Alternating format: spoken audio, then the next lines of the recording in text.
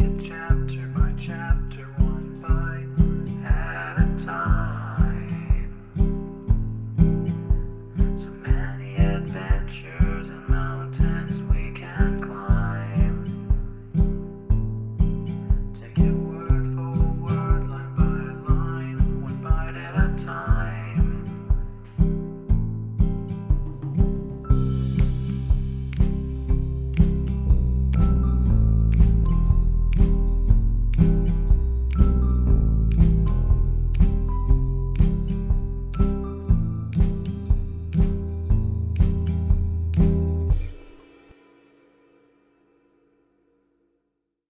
Welcome to Bite at a Time Books, where we read you your favorite classics one bite at a time.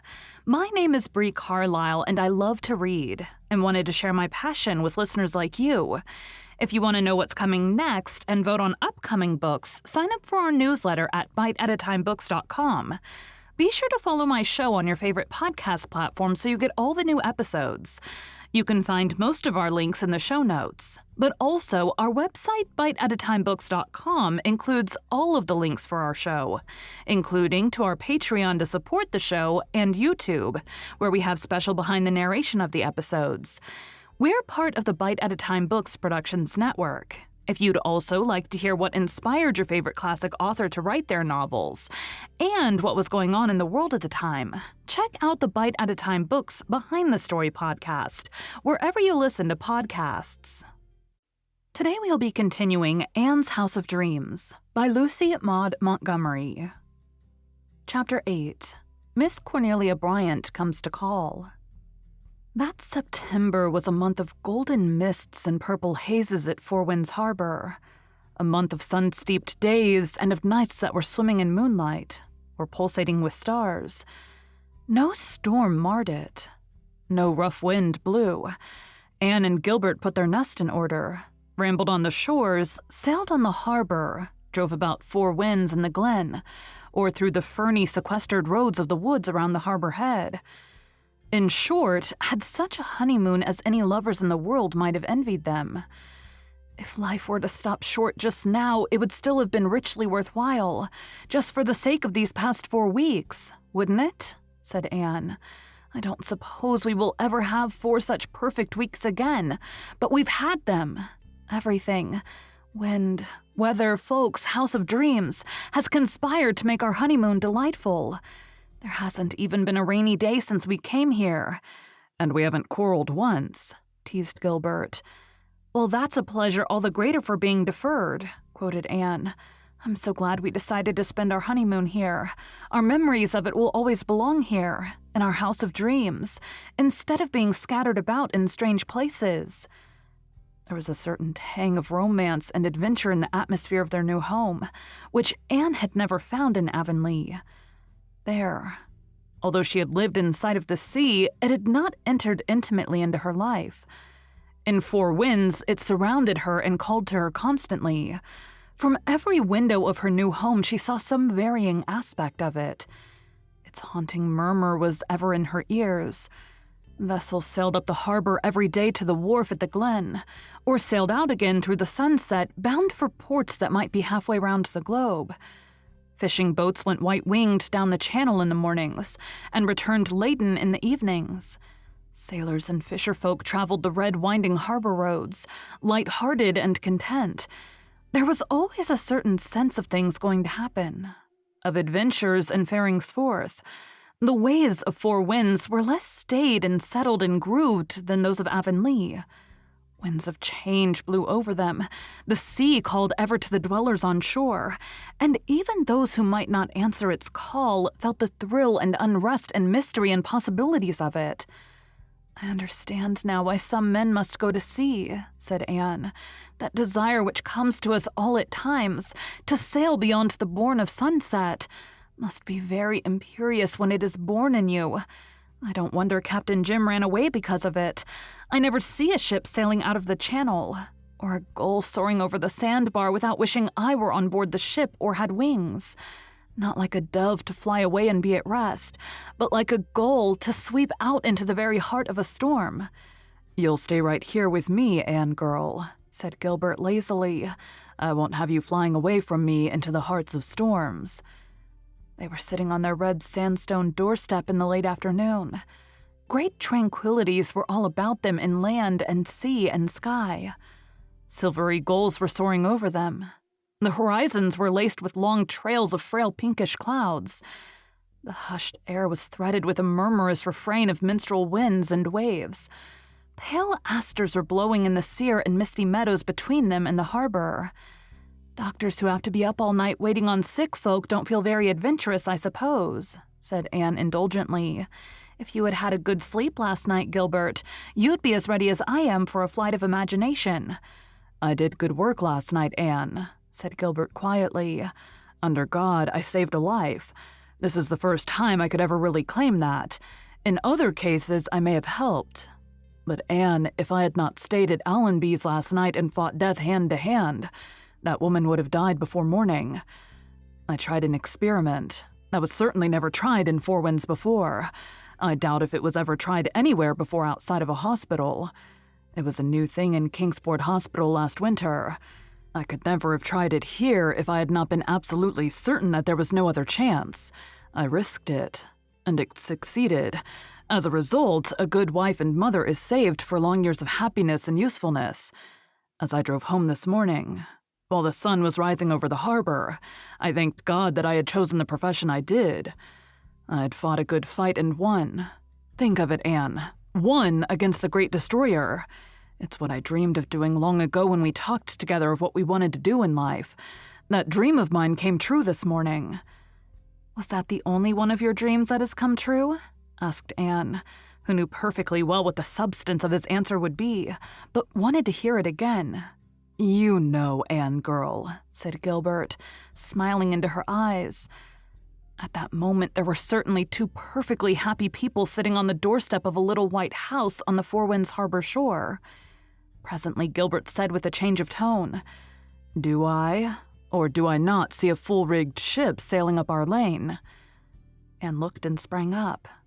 "That must be either Miss Cornelia Bryant or Mrs. Moore coming to call," she said.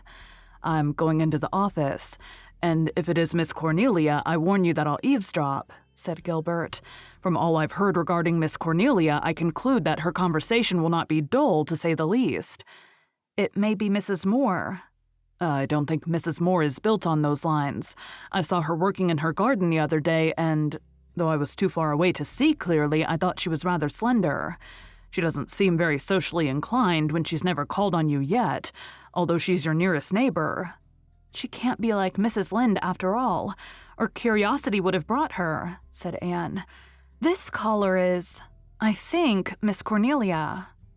Miss Cornelia it was. Moreover, Miss Cornelia had not come to make any brief and fashionable wedding call. She had her work under her arm in a substantial parcel. And when Anne asked her to stay, she promptly took off her capacious sun hat, which had been held on her head, despite irreverent September breezes, by a tight elastic band under her hard little knob of fair hair. No hat pins for Miss Cornelia, and it please ye. Elastic bands had been good enough for her mother, and they were good enough for her. She had a fresh, round, pink and white face, and jolly brown eyes. She did not look in the least like the traditional old maid, and there was something in her expression which won Anne instantly. With her old instinctive quickness to discern kindred spirits, she knew she was going to like Miss Cornelia, in spite of uncertain oddities of opinion and certain oddities of attire. Nobody but Miss Cornelia would have come to make a call arrayed in a striped blue and white apron, and a wrapper of chocolate print with a design of huge pink roses scattered over it. And nobody but Miss Cornelia could have looked dignified and suitably garbed in it.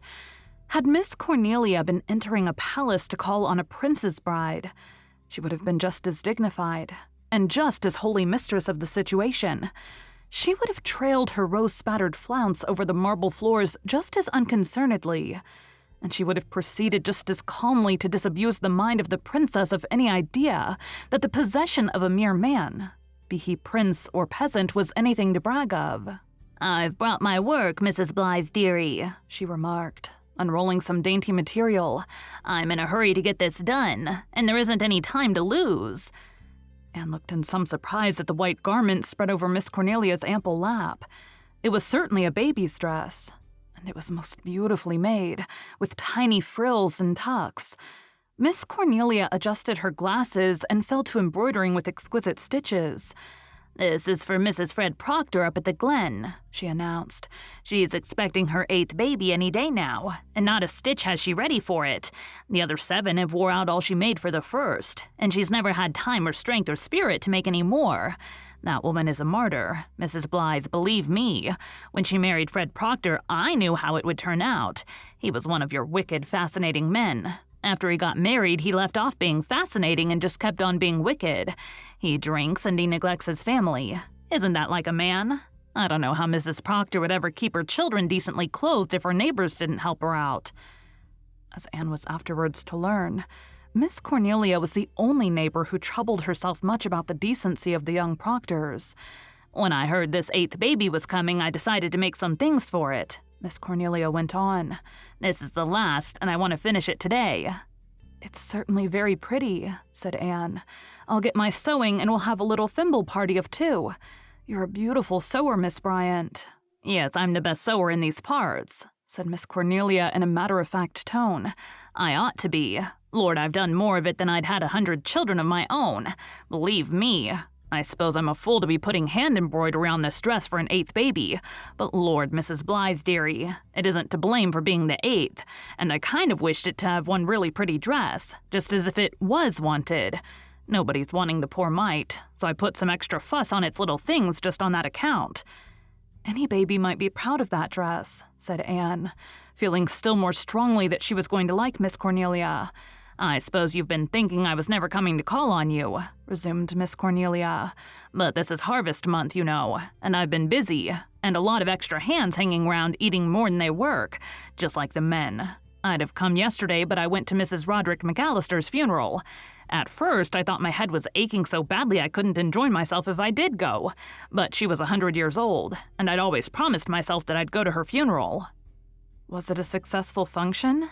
asked Anne, noticing that the office door was ajar. "What's that? Oh, yes, it was a tremendous funeral. She had a very large connection. There was over 120 carriages in the procession. There was 1 or 2 funny things happened. I thought that die I would see to old Joe Bradshaw, who's an infidel and never darkens the door of a church, singing Safe in the Arms of Jesus, with great gusto and fervor. He glories in singing. That's why he never misses a funeral.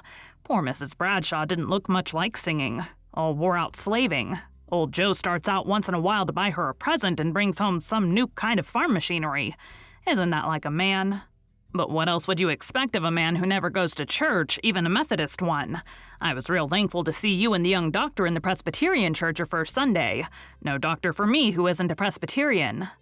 "We were in the Methodist church last Sunday evening," said Anne wickedly.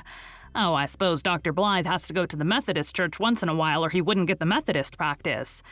"We liked the sermon very much," declared Anne boldly, "and I thought the Methodist minister's prayer was one of the most beautiful I ever heard." "Oh, I've no doubt he can pray. I never heard anyone make more beautiful prayers than old Simon Bentley, who was always drunk, or hoping to be, and the drunker he was, the better he prayed." "The Methodist minister's very fine-looking," said Anne for the benefit of the office door. "Yes, he's quite ornamental," agreed Miss Cornelia. "Oh, and very ladylike, and he thinks that every girl who looks at him falls in love with him, as if a Methodist minister, wandering about like any Jew, was such a prize. If you and the young doctor take my advice, you won't have much to do with the Methodists. My motto is, if you are a Presbyterian, be a Presbyterian." "Don't you think that Methodists go to heaven as well as Presbyterians?" asked Anne smilelessly. "That isn't for us to decide. It's in higher hands than ours," said Miss Cornelia solemnly. "But I ain't going to associate with them on earth whatever I may have to do in heaven.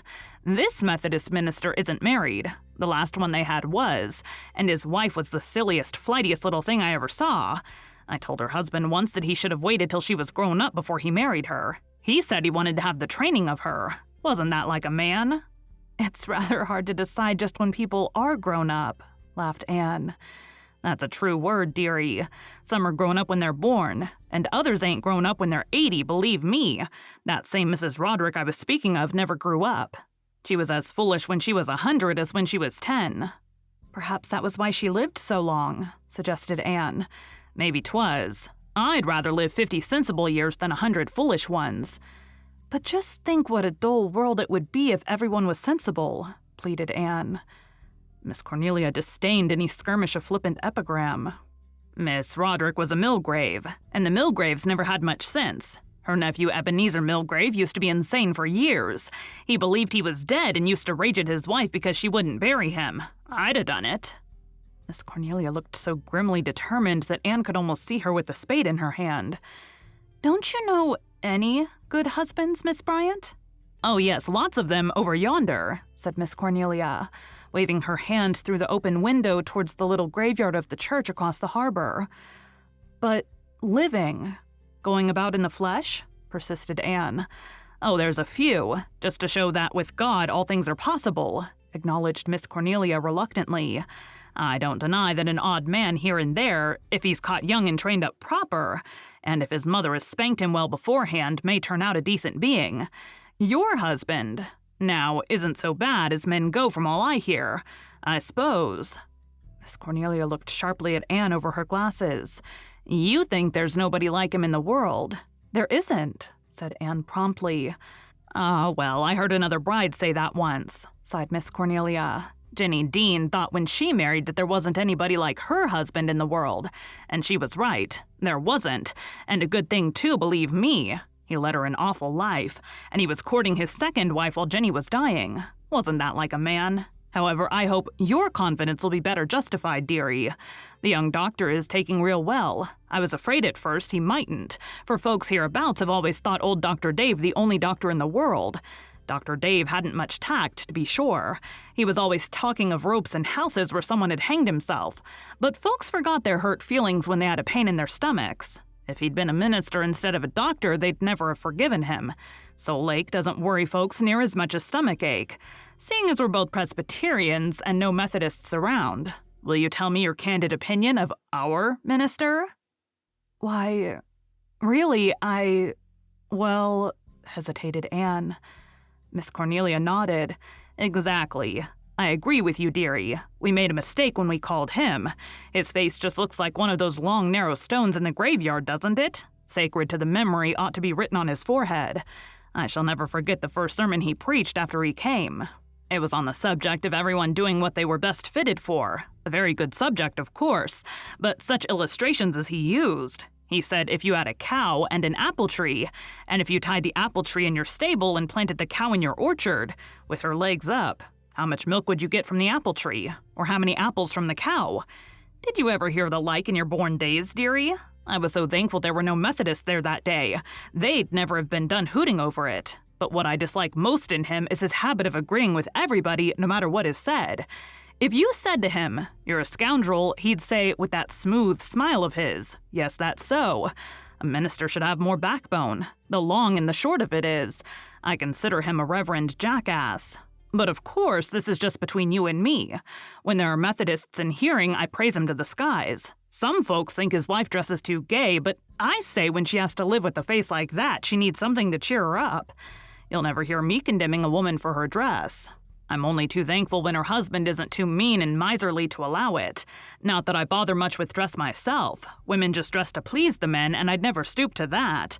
I've had a real placid, comfortable life, dearie, and it's just because I never cared a cent what the men thought. Why do you hate the men so, Miss Bryant? Lord, dearie, I don't hate them. They aren't worth it. I just sort of despise them. I think I'll like your husband if he keeps on as he has begun. But apart from him, about the only men in the world I've much use for are the old doctor and Captain Jim. Captain Jim is certainly splendid, agreed Anne cordially. Captain Jim is a good man, but he's kind of vexing in one way. You can't make him mad. I've tried for 20 years and he just keeps on being placid. It sort of riled me. And I suppose the woman he should have married got a man who went into tantrums twice a day. Who was she? Oh, I don't know, dearie. I never remember of Captain Jim making up to anybody. He was edging on old as far as my memory goes. He's 76, you know. I never heard any reason for his staying a bachelor, but there must be one, believe me. He sailed all his life till 5 years ago, and there's no corner of the earth he hasn't poked his nose into. He and Elizabeth Russell were great cronies, all their lives, but they never had any notion of sweethearting. Elizabeth never married, though she had plenty of chances. She was a great beauty when she was young. The year the Prince of Wales came to the island, she was visiting her uncle in Charlottetown, and he was a government official, and so she got invited to the great ball. She was the prettiest girl there, and the prince danced with her, and all the other women he didn't dance with were furious about it, because their social standing was higher than hers, and they said he shouldn't have passed them over. Elizabeth was always very proud of that dance. Mean folks said that was why she never married. She couldn't put up with an ordinary man after dancing with a prince. But that wasn't so. She told me the reason once. It was because she had such a temper that she was afraid she couldn't live peaceably with any man. She had an awful temper. She used to have to go upstairs and bite pieces out of her bureau to keep it down by times. But I told her that wasn't any reason for not marrying if she wanted to. There's no reason why we should let the men have a monopoly of temper, is there, Mrs. Blythe, dear? I've a bit of a temper myself, sighed Anne. It's well you have, dearie. You won't be half so likely to be trodden on, believe me. My, how that golden glow of yours is blooming. Your garden looks fine. Poor Elizabeth always took such care of it. I love it, said Anne. I'm glad it's so full of old-fashioned flowers. Speaking of gardening, we want to get a man to dig up that little lot beyond the fir grove and set it out with strawberry plants for us. Gilbert is so busy he will never get time for it this fall. Do you know anyone we can get? Well, Henry Hammond up at the Glen goes out doing jobs like that. He'll do, maybe. He's always a heap more interested in his wages than in his work, just like a man. And he's so slow in the uptake that he stands still for 5 minutes before it dawns on him that he stopped. His father threw a stump at him when he was small. Nice gentle missile, wasn't it? So like a man. Of course, the boy never got over it. But he's the only one I can recommend at all. He painted my house for me last spring. It looks real nice now, don't you think? Anne was saved by the clock striking 5. Lord, is it that late? Exclaimed Miss Cornelia. How time does slip by when you're enjoying yourself. Well, I must betake myself home. No, indeed. You're going to stay and have tea with us, said Anne eagerly. Are you asking me because you think you ought to, or because you really want to? Demanded Miss Cornelia. Because I really want to. Then I'll stay. You belong to the race that knows Joseph. I know we're going to be friends, said Anne with the smile that only they of the household of faith ever saw. Yes, we are, dearie. Thank goodness we can choose our friends. We have to take our relatives as they are, and be thankful if there are no penitentiary birds among them. Not that I've many. None nearer than second cousins. I'm kind of a lonely soul, Mrs. Blythe. There was a wistful note in Miss Cornelia's voice. I wish you would call me Anne, exclaimed Anne impulsively. It would seem more homey. Everyone in Four Winds, except my husband, calls me Mrs. Blythe, and it makes me feel like a stranger. Do you know that your name is very near being the one I yearned after when I was a child? I hated Anne, and I called myself Cordelia in imagination. I like Anne. It was my mother's name. Old-fashioned names are the best and sweetest, in my opinion. If you're going to get tea, you might send the young doctor to talk to me. He's been lying on the sofa in that office ever since I came, laughing fit to kill over what I've been saying.